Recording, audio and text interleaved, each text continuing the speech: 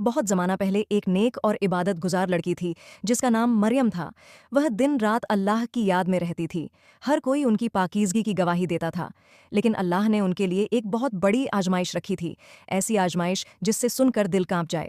ایک دن اللہ کے فرشتے نے آ کر کہا، مریم، اللہ نے تمہیں ایک بیٹا دینے کا فیصلہ کیا ہے۔ مریم گھبرا گئیں، کہنے لگیں، میرے پاس تو کوئی مرد نہیں آیا، میرا بچہ کیسے ہو سکتا ہے؟ فرشتے نے جواب دیا، یہ اللہ کا حکم ہے، جب وہ چاہے تو صرف کہتا ہے ہو جا اور وہ ہو جاتا ہے۔ وقت گزرا اور مریم کے پیٹ میں بچہ پلنے لگا۔ وہ دن بدن پریشان ہوتی جا رہی تھیں کہ لوگ کیا کہیں گے، دنیا کیسے الزام لگائے گی، لیکن اللہ نے انہیں صبر دیا۔ جب پیدائش کا وقت قریب آیا تو وہ شہر سے دور ایک ویران جگہ چلی گئیں۔ وہاں ایک سوکھے کھجور کے درخت کے نیچے بیٹھ گئیں۔ تنہائی، خوف اور درد کی شدت سے ان کی حالت بہت خراب ہو گئی۔ تڑپتے ہوئے کہنے لگیں، کاش میں اس سے پہلے مر جاتی اور کوئی مجھے یاد بھی نہ کرتا۔ ان الفاظوں میں ان کی تکلیف صاف محسوس ہوتی ہے۔ ایک پاک دامن عورت جس نے کبھی گناہ نہیں کیا، وہ دنیا کے تانوں سے اتنی ڈر گئی کہ موت کی تمنا کرنے لگی۔ اسی وقت اللہ کی رحمت نازل ہوئی۔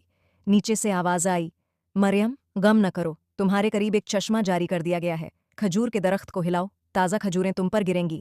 انہوں نے پانی پیا، کھجوریں کھائیں اور تھوڑی طاقت ملی۔ پھر بچہ پیدا ہوا، حضرت عیسیٰ۔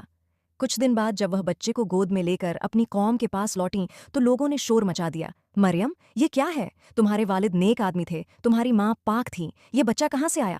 یہ الفاظ ان کے دل پر تیر کی طرح لگ رہے تھے، لیکن اللہ نے پہلے ہی فرمایا تھا، تم ان سے کچھ نہ کہنا، صرف اشارہ کرنا۔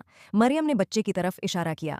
لوگ ہنسنے لگے، یہ بچہ کیسے بولے گا؟ اور پھر اللہ کے حکم سے وہ معصوم بچہ جھولے میں بول اٹھا، میں اللہ کا بندہ ہوں، اس نے مجھے کتاب دی ہے اور نبی بنایا ہے۔ یہ سن کر لوگ کانپ گئے۔ جو مریم پر شک کر رہے تھے وہ حیران رہ گئے کہ ایک نوجات بچہ کیسے اللہ کی توحید اور اپنی نبوت کا اظہار کر سکتا ہے۔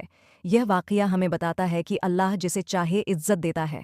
دنیا چاہے جتنے الزام لگائے، لیکن جب اللہ حفاظت کرے تو ایک بچہ بھی اپنی ماں کی پاکیزگی کا ثبوت بن جاتا ہے۔ اصل سہارا صرف اللہ ہے، باقی سب تانے اور باتیں محض آزمائش ہیں۔